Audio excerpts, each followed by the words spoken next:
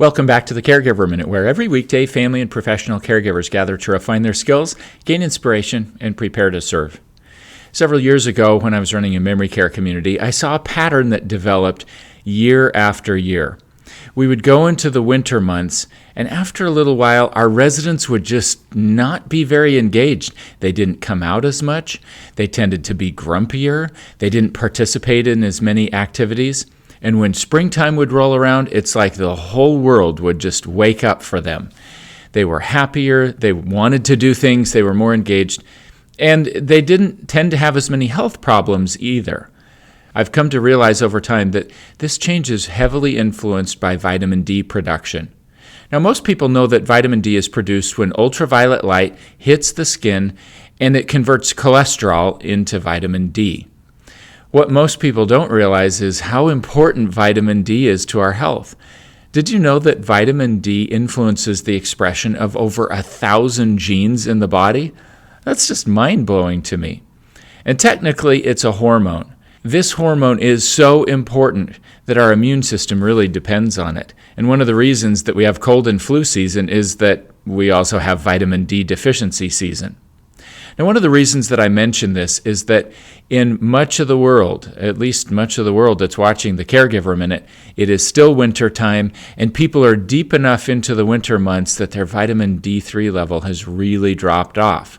And that's probably affecting the mood of the people that you're serving. It's probably affecting your own mood.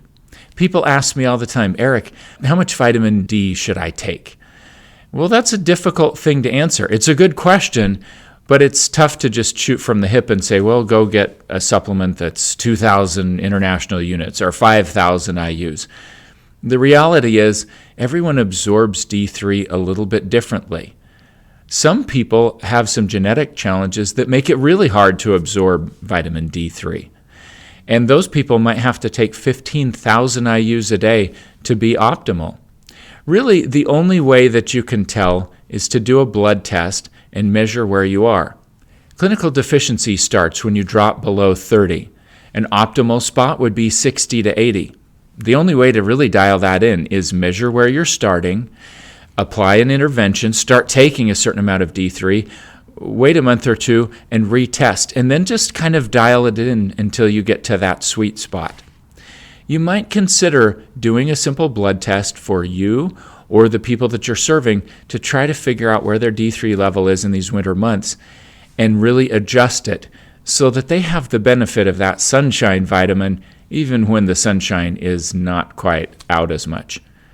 Usually it'll make a difference in a person's mood and it'll give a little boost to the immune system.